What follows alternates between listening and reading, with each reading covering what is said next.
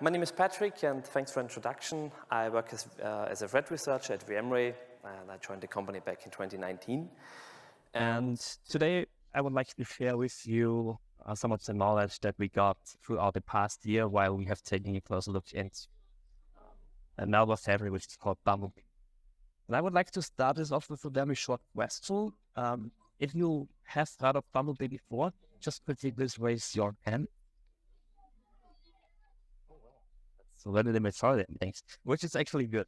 So, yeah, BumbleBee, what is it actually? And I think throughout the past year, it has been quite a couple of times seen in the news. BumbleBee, its English capabilities, the BumbleBee loader, high, low threat estimation, so dark side of BumbleBee, does effective techniques. So lots of different news that we have seen throughout the past year. But I think one of them makes it very interesting. It says that it's like a new loader, and it seems to rapidly assuming central position in cybersecurity or in a cybercrime ecosystem. It means that it seems to be a pretty new family, but it's actually getting more and more popularity. And at the beginning, I just want to start off with aligning all of you. So with a very quick introduction of what BumbleBee actually is. As mentioned, it's a family, it's a loader, and it's active actually since March 2022, like more than a year right now. And one very interesting fact about BumbleBee is that it seems to be a successor of Buzzer loader, which is just like another malicious loader that's well known and has been really active before. The reason why there's a combination or like a relation between them is that in March 2022, when BumbleBee became active, Buzzer loader just completely stopped its operation. So it really seems like that BumbleBee is a completely replacement of Buzzer loader. And as already mentioned a couple of times, it's a loader, so it's just acting to deploy other payloads. But throughout the past year, we have seen also some other changes in the family, which also means that it's moving towards a bit acting as a bot as well. So what makes BumbleBee interesting and why we're actually talking about it and why do we have taken a look into it? Well, it uses a very unique and customized packer, which is quite unusual for malware families. So you can just imagine a packer is just like a box and you pack the actual payload into it with the goal to try and bypass signature-based detections, AVs, firewalls, and stuff like that. Besides that, it always uses a very interesting hooking-based loader, which we just cover a bit later, and also a huge number of evasion techniques just with the goal to stay under the radar, try to bypass certain security solutions. And one of the most interesting things about BumbleBee is as well that this has been involved in some kind of high-profile attacks. And as a loader, it's just trying to deliver additional payloads, and mostly BumbleBee is just related with delivering shell code, like the Meterpreter shell code, Cobalt Strike, Sliver, so some well-known post-exploitation tools, as well as ransomware. And they mostly start off with the post-exploitation tools just to do some lateral movement, trying to check in which environment it has been executed. Is it like domain joint environments? Is it like an isolated system? Depending on that, they just take different actions. And also taking a very brief look into some attacks from into some techniques from the MITRE attack. And I think the most important two columns that we see here is the defense evasion part and also the discovery part. And just looking through it, we see like virtualization, sandbox evasion, they're doing querying registry keys, they are trying to do process discovery, file and directory discovery.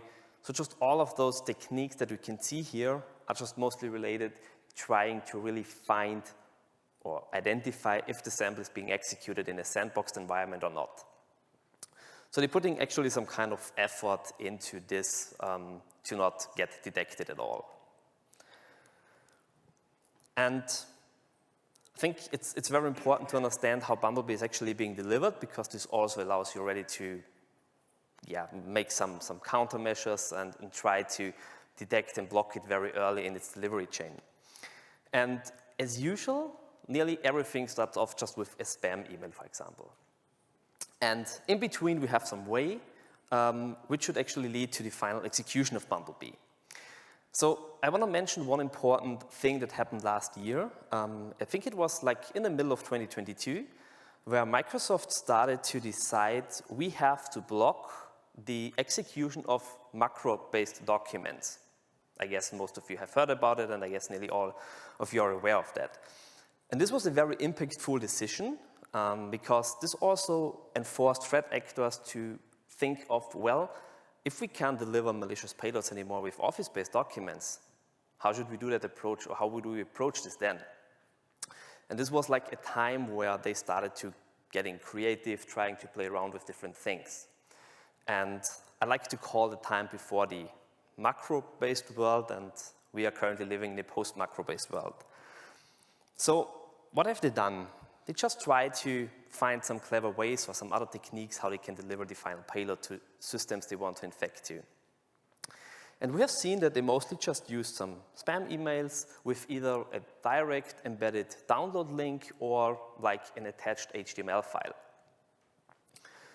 Both of them, once either clicked or opened, lead to downloading an zip archive.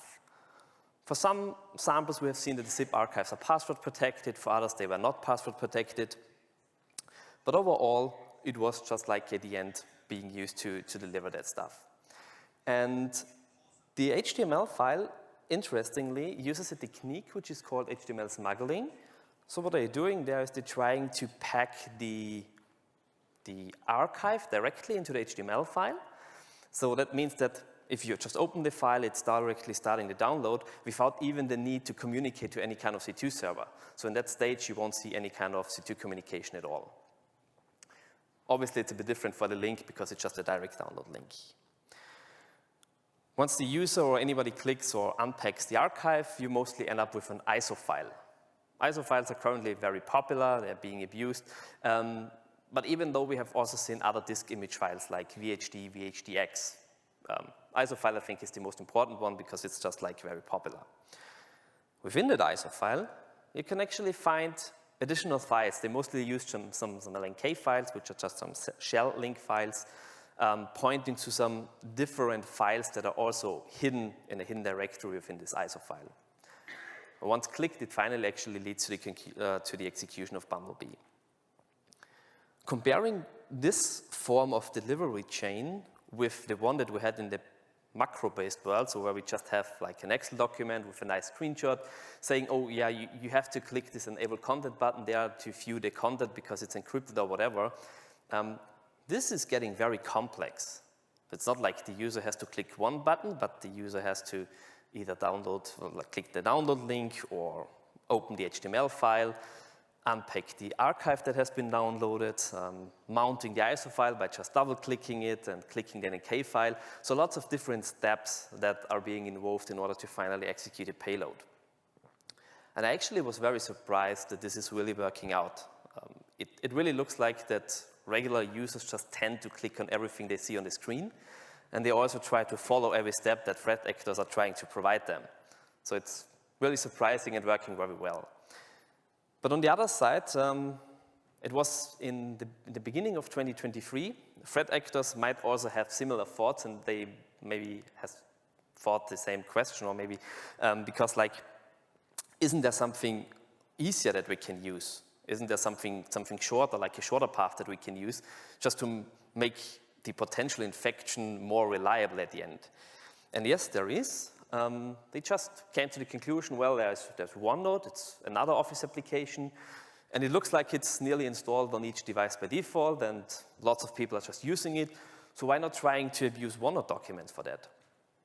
And it's very easy, so they just used the OneNote documents, they attached either an archive, an ISO file again, or embedded just some Windows-based scripting files into the document, and as soon as the user clicks on it, pretty much the same process starts again from the beginning. But just comparing this with the previous step, it's just like way easier. That's like you only have to click once or maybe twice until you actually execute the final payload. And that's where we right now, at least. We have seen lots of different experiments. We have seen lots of different file types that they use. But overall, we still see like all of those kind of delivery chains. We see emails with URLs. We see email with HTML files. We also see, obviously, OneNote documents. But interestingly, we still see Office documents as well. So I guess there are still lots of environments out there that use either outdated Office applications, not updated Office applications, but it still works fine.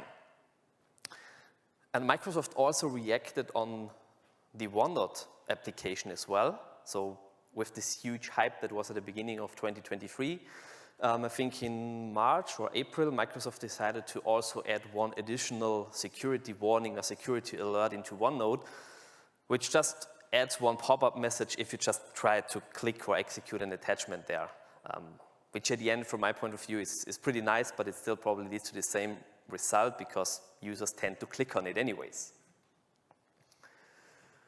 And last but not least, we have also seen that BumbleBee, or the actors behind BumbleBee, use backdoored, hijacked, or even faked installers.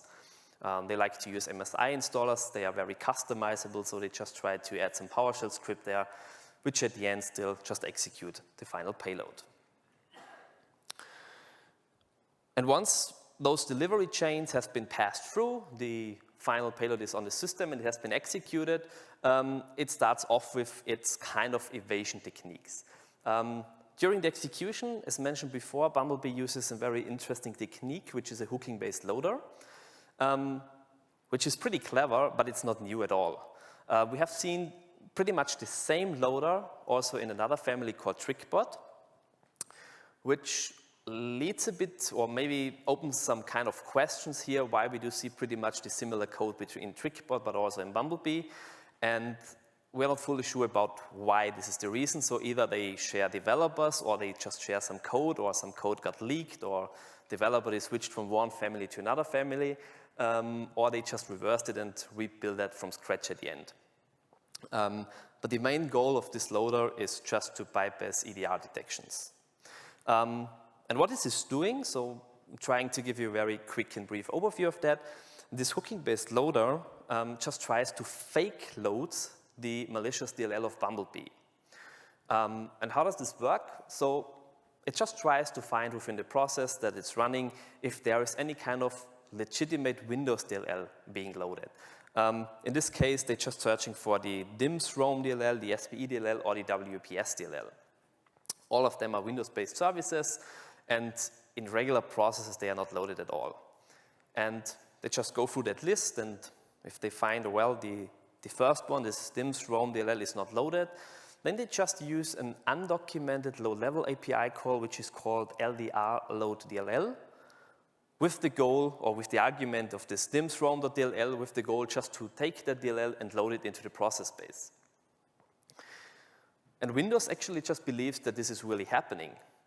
It's like a totally legitimate behavior, what's going on here. And also, antivirus systems think this is totally legitimate, right? It's just using an API call, trying to load a DLL, so everything is fine. Why should we start scanning something here? Well, before they actually call this DLL, they start hooking certain API calls. For example, they start hooking map view of section API call, this open section, create section, and so on and so forth. And all those API calls are actually also being used when using the LDR load DLL API. And with hooking, they just try to patch the entry point of that API call, not pointing to the actual API call itself, rather than to a function that they have implemented in their own DLL. So they're just controlling at the end the API. And when they just finally call LDR load DLL at the end, Windows believes we are loading a legitimate DLL, but instead they execute their own code in the background. They're just loading the malicious BumbleBee DLL instead of the actual one that has been used as an argument. And Windows and also AV systems mostly say, oh, well, that's fine, you're loading a legitimate one, so why should we scan anything here? Even though this can already be considered as part as an evasion technique, because it can bypass probably some AV systems, but it can also bypass certain sandboxes that just rely on hooking-based detection, there is another whole set of evasion techniques that BumbleBee uses. In total, we have seen approximately 50, it's like a bit more than 50 different evasion techniques that they have implemented. And the majority of them are just trying to detect a sandbox-based system. As mentioned already at the beginning, BumbleBee really tries to identify if it's being executed in an analysis environment or not. And for example, we have seen lots of checks for VirtualBox, VMRay, Parallels, and other virtualization software. But we do have also seen different ones that are trying to check for the amount of memory, that are trying to check the amount of disk space that a system has, or like checking for proper mouse movement, which is maybe a check that you can really use trying to identify if the system is being used by a human or not. And the developer of that family actually seems to be very lazy. So instead of like thinking, well, how can we detect the sandbox and how can we try identify if we're running in a sandbox, why should we spend that much thought on it, or many thoughts on that, if there are already open source projects that are just doing the same thing? So they just went ahead, and there is like one open source project available on GitHub, which is called Alcasa. It's just like a tool that can be used to stress test sandboxes. And it's just implementing a huge number of evasion techniques, of checks to identify an environment that either have already been seen in the past implemented in malicious files, or that are more like from theoretical nature, so like some ideas how you can detect the environment. And they just have taken a part of that project, copied the source code into their own source code, and voila, we have like some kind of sandbox detections being implemented without much effort. Considering this from a timing point of view, as mentioned before, BumbleBee started its operation in March 2022. And at that time, we haven't seen any single evasion technique being implemented at all, which is also a bit which just leads to a question at the end. So was this intended? Was this unintended? Is this like on purpose or maybe not? Overall, we just think that this might be a test version, like a beta version, something like that, where they just tried if their actual implementation just works, or it was an accident. But there's like, unfortunately, not really much information about this available. Because just a couple of weeks after, at the end of April, beginning of May 2022, we have found new samples, or a new set of samples, which like implemented approximately a bit more than 35 evasion techniques, which was also somehow, to expect that there would be something like this. But interestingly, again, a couple of months later, at the end of 2022, we have seen some other campaigns which haven't had any of those evasion checks being implemented. So they just removed all of them, which is somehow a very confusing step, because if they have this implemented once, why should they actually remove it again? This was only for a very short time, because like a couple of weeks afterwards, in January 2023, we have seen another campaign that implemented more than 50 evasion techniques. So at least this missing evasion techniques at the end of 2022 seems actually like they prepared for something upcoming. So they just prepared for an update. And that's probably the case why they just removed it, or at the end it was an accident. That's also pretty unknown.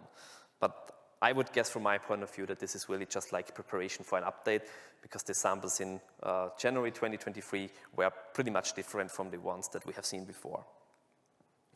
And just to like have a bit of a comparison, what has been implemented in the middle of 2022 and what has been seen in early 2023.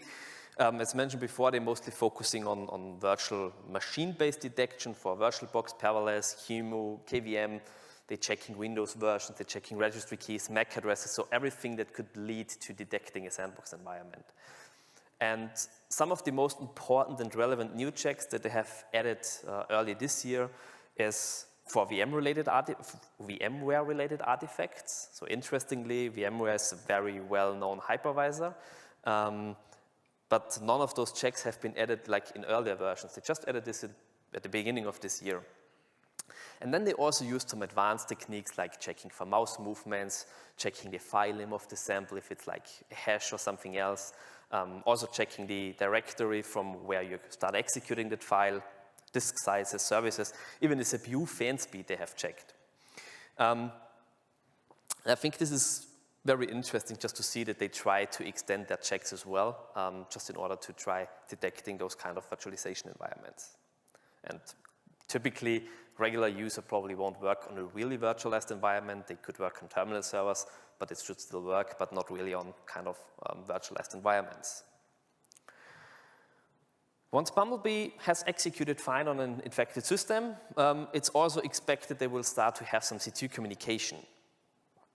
And as it's just like a loader, it needs to have, or at least it has a couple of commands that can be sent through its command and control server. In this case, I think the first 3 ones are actually pretty much for a loader. They have shellcode injection, they have DLL injection, they have download and execute as well. That just means that you can just provide different kind of payloads in different formats, and BumbleBee can just execute it for you. Interestingly, they also have an uninstall command. Not fully sure what this is used for, but maybe if they just accidentally infect themselves, they can completely remove it via just triggering this on the command and control server. But at the end, it doesn't make that much sense, I think. Persistence is obviously fine, just to get longer access on the system. And they have also some kind of shell command execution and also in a different loading plugin. Also consider this again from a timelining point of view. When BumbleBee started its initial operation in March 2022, they in total had those 5 C2 commands, whereas I think this is clearly acting as a loader at that point. You have shellcode injection, DLL injection, download and execute. So this is typically something that you need for a loader. And in May 2022, when they have also started to add evasion techniques, they added a new C2 command, which is for shell command execution. And I think this is a point where BumbleBee actually moved from acting as a pure loader towards to also acting a bit as a bot. That just means that the operator of the campaign or the operator in general can just try to execute each shell command that he wants to do. And in August 2022, which is a bit out of date compared to the previous slide that we have seen with the evasion techniques, they added one additional C2 command which can be used to load the plugins.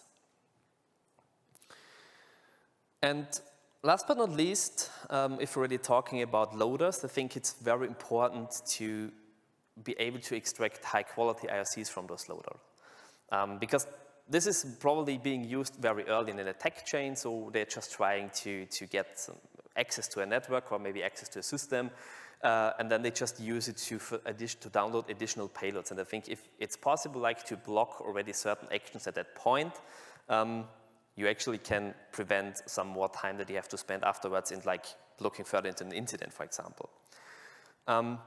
So we can just take a very brief look into BumbleBee's configuration. Which is just like some information that they have embedded directly into the binary itself that can be used then to communicate to its C2 server, for example. And let's start off with the data itself that is present in its configuration. We have an identifier, which is like a value that's pretty much unexplored and unknown what it is used for, because they really don't use it anyhow or anywhere in the binary. But we have a mission ID, and we also have some C2 addresses. And I think the most important thing is always the C2 addresses, because if we know them, you can hunt for them in your environment, you can try to find infected machines, or you can even start proactively blocking certain IP addresses, for example, to prevent other infections. And in the beginning, when BumbleBee started its operation, as mentioned in kind of its beta version probably, none of this information or none of this data was encrypted at all. So it was just like plain text within the binary, very easy to extract. However, they also started in May 2022 to add some additional encryption layer just to make it a bit more difficult to extract those data. And yeah, usually just try to prevent very easy detection. Even though they just use only RC4 as an encryption algorithm, it's just still very easy to extract the stuff, extract the data, and also decrypt the configuration. Looking into configuration, as just mentioned before, copying out the data from the binary itself, you can also extract the encryption key, use any kind of tool that you want to have to just get the data decrypted, and then you can just use those information that we have here. One interesting note at that point is that we have here multiple IP addresses shown in the decrypted data, which wasn't always the case. So at the very beginning of BumbleBee's operation, they just started with one single C2 server. But yeah, for reliability probably, and also like if one of them is down or not reachable, they started to add more and more, just to be sure that everything works fine. And I think they also got very clever, because instead of only having C2 servers in that list, they started to add so-called decoy IP addresses as well.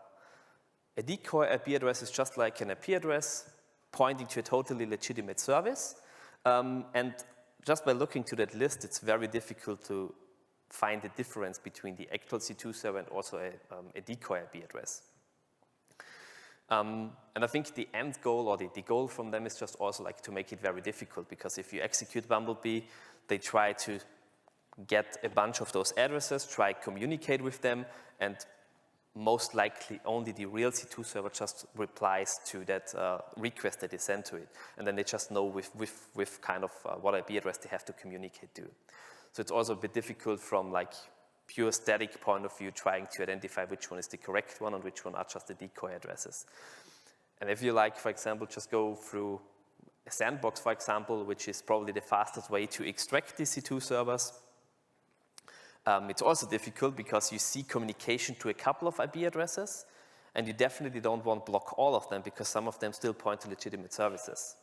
So you have to also look out for them that have proper replies and stuff like that. So yeah, you can just at the end extract all of the data there, decrypt it with the key that I mentioned before, and then you get really nice configurations like the mission ID, you get the identifier value, which is still pretty unknown, and you also get the IP address that you probably want to use for hunting or blocking. One important note here as well is that the actual C2 communication is also encrypted, but they are just using the same RC4 key that is used to encrypt the configuration for encrypting the network traffic. So it's also fairly easy, if you have already this information, just to decrypt the complete network traffic and look into it as well. Yeah, so what can we take from that, or what can you take from the talk, or what can we actually take from the past year where we have just looked into some of those samples? We have actually seen that BumbleBee ran through a couple of major changes throughout the year. So there's actually really someone still actively sitting behind, trying to look what they can improve, trying to identify maybe issues within their code, or just like extend certain functionalities. And I think, especially as this is a replacement for a buzzer loader, there's quite a high potential that BumbleBee is getting more popular in the future as well. So I think it's definitely something that you want to look out in your environment to not get infected with this one, because covert strike, as we had also before, or Metapredator, some other shell code, can cause lots of damage, and you definitely don't want to have ransomware being deployed in your environment at the end. And we have here also like a very small graph that's just counting or just showing the number of samples that we have seen over the past year. And it's interesting because they really started with a very, very low number of samples in the beginning. It's like a couple of samples per day. And like with the change that they made at the end of 2022 and the beginning of 2023, we can see that actually the number of samples that we see is increasing by a lot. So you definitely want to look out for it. And I think especially considering the delivery chain that I've mentioned before with the email files, the OneNote documents, the HTML files and stuff like that, there's also already room that you can really use to start proactively react on certain events. You can, I think, fairly easy detect that stuff, and it's also fairly easy to try blocking certain file types, for example, that you definitely don't want to have. And that's it so far. If there are any kind of questions, I think that's the time. And if not, then I just say very thank you for the time, and I hope you enjoyed it, and I also hope you enjoy today and tomorrow. So thank you.